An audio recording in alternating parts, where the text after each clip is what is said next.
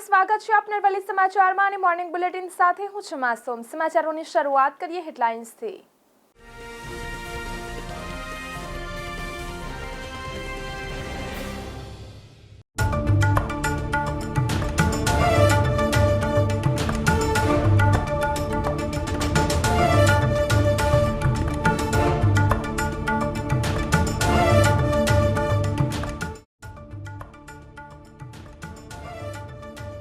આજથી ગરમીમાં આંશિક રાહત મળવાની આગાહી, તાપમાનમાં 2 થી 3 ડિગ્રીનો ઘટાડો આવી શકે।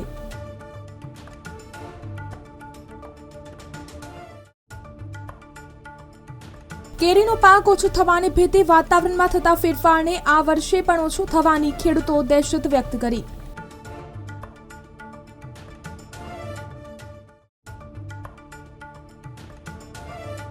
એક વર્ષમાં ગેરકાયદે વિદેશ ગયેલા 15 લોકો પરત ફર્યા, સારવાર મોંઘી પડી તો કોઈ સામાજિક પ્રસંગે આવતા અમદાવાદ એરપોર્ટ પર પકડાયા।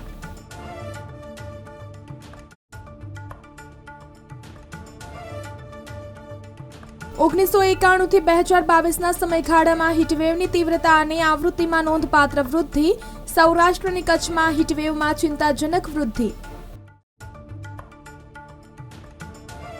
રાજ્યમાં હીટવેવનું પ્રમાણ સૌથી વધુ ઉત્તર સૌરાષ્ટ્ર અને કચ્છમાં વધ્યું, ગુજરાતમાં હીટવેવની સ્થિતિનું વિશ્લેષણ કરવામાં આવ્યું।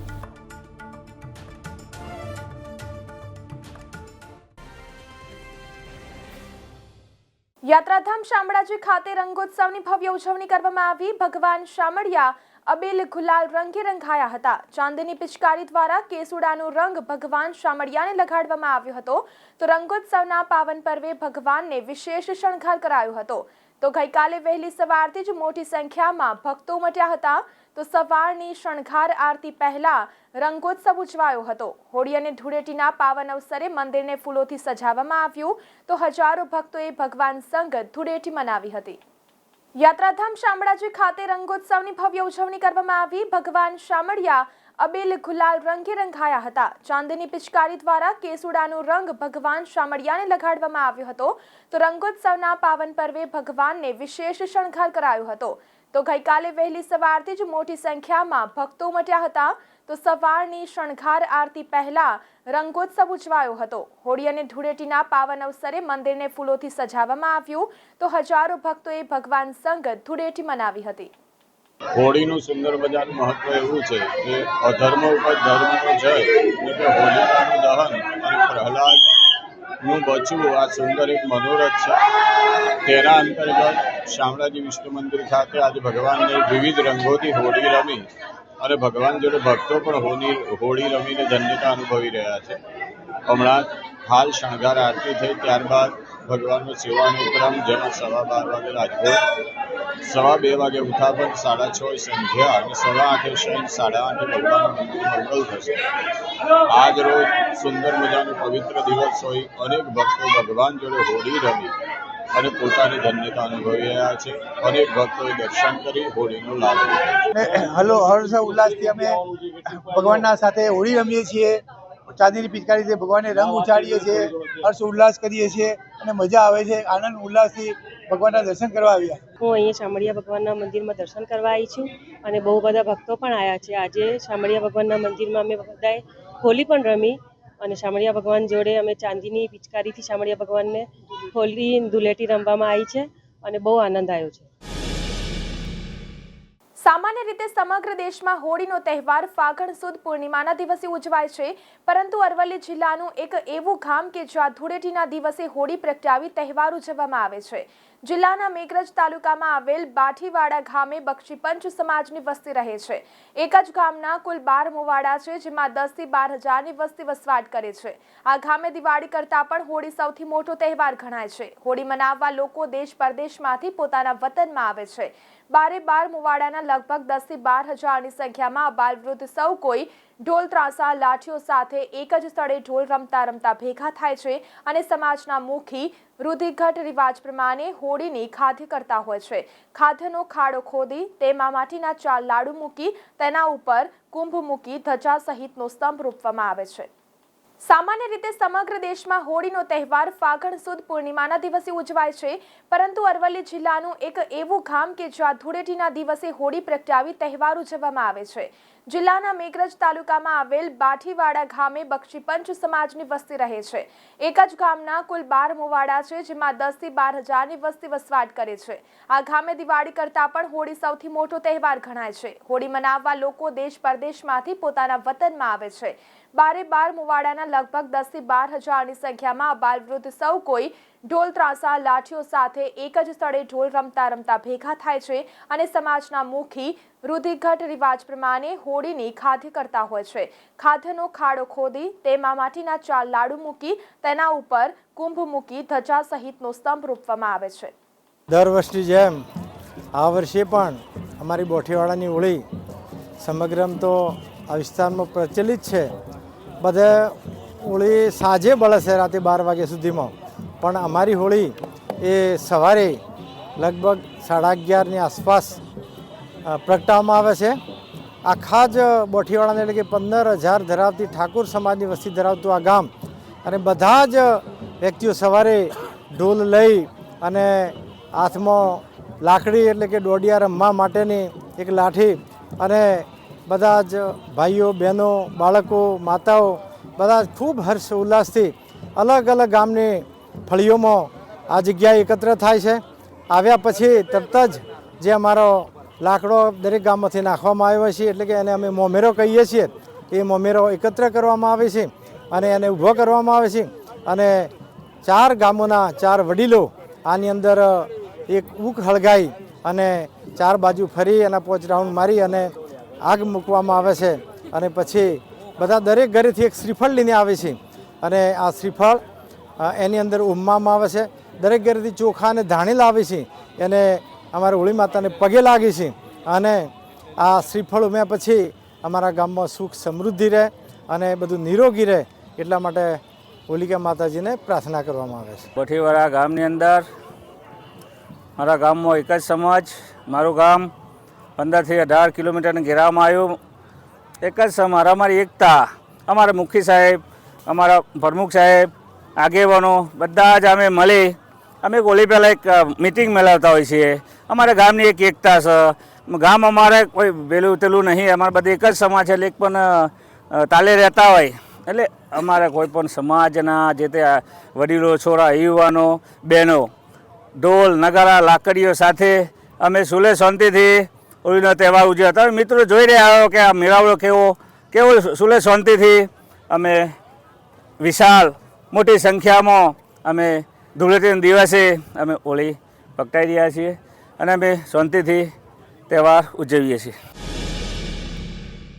મોડાસાના સાકરિયા ગામે અનોખી રીતે ઉજવાતી હોળી ધૂળેટીનું પર્વ। સાકરિયા તેમજ આસપાસના પરા વિસ્તારના ગ્રામજનો એકત્ર થઈ લઠમાર દાંડિયા રમ્યા। 20 જેટલા મોટા નગારા પર ખેલૈયાઓ મન મૂકીને ધૂળેટી રમ્યા। 1000 કિલોથી વધુ અબીલ ગુલાલની છોડો વચ્ચે ખેલૈયાઓ રમે છે। હજારો લોકો લાકડીઓથી દાંડિયા રમીને હોળી પર્વની ભવ્ય ઉજવણી કરી તો મોડાસા તાલુકા સહિત અન્ય તાલુકાઓમાંથી લોકો લઠમાર દાંડિયા જોવા માટે ઉમટ્યા હતા। વર્ષોથી ચાલી આવતી પરંપરાગત મુજબ લઠમાર દાંડિયા રમીને ધૂળેટી પર્વની ઉજવણી કરવામાં આવી। સાકરિયા ગામની ધૂળેટી પર્વ એકતાનું પ્રતીક છે। સાકરિયા ગામે લાકડીઓ પરસ્પર સામે તેમજ સામસામે રમાતી અનોખી ધૂળેટી પર્વ ઉજવવામાં આવ્યો। મોડાસાના સાકરિયા ગામે અનોખી રીતે ઉજવાતી હોળી ધૂળેટીનું પર્વ। સાકરિયા તેમજ આસપાસના પરા વિસ્તારના ગ્રામજનો એકત્ર થઈ લઠમાર દાંડિયા રમ્યા।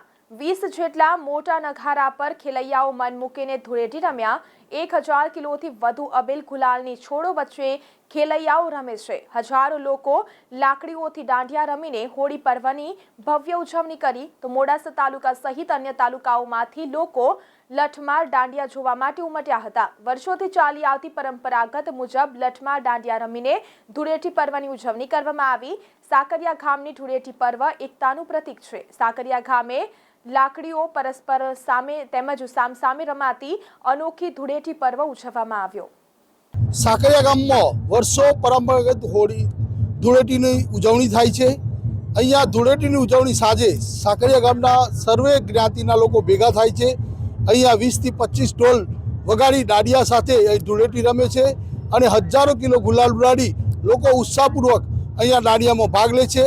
એમાં બહેનો ભાઈઓ સર્વે ગામના દરેક નાના બાળકોથી લઈને દરેક માણસો અહીંયા ઉત્સવમાં ભાગ લે છે। અહીંયા ખૂબ ઉત્સાહપૂર્વક આ દાંડિયાનો ઉત્સવ ઉજવાય છે અને ધૂળેટી પર્વને ગામ લોકો સર્વ જ્ઞાતિના ભેગા થઈ અને ખૂબ ઉત્સાહપૂર્વક ઉજવે છે। અહીં સાકરિયા મુકામે હોળીના એક ધામધૂમથી પર્વની ઉજવણી થાય છે, જેમાં એક ગેરૈયા હાથમાં લાઠી અને ગુલાલની છોડો ઉડાડતા ખૂબ સરસ રીતે ગેરૈયાનો રાસ રમાય છે। અને છેલ્લા 10 વર્ષથી હું અહીં અમે અમારો પરિવાર સાથે મિત્ર મંડળ સાથે 10 વર્ષથી જોવા માટે આવીએ છીએ અને આનો ખૂબ લાભ લઈએ છીએ।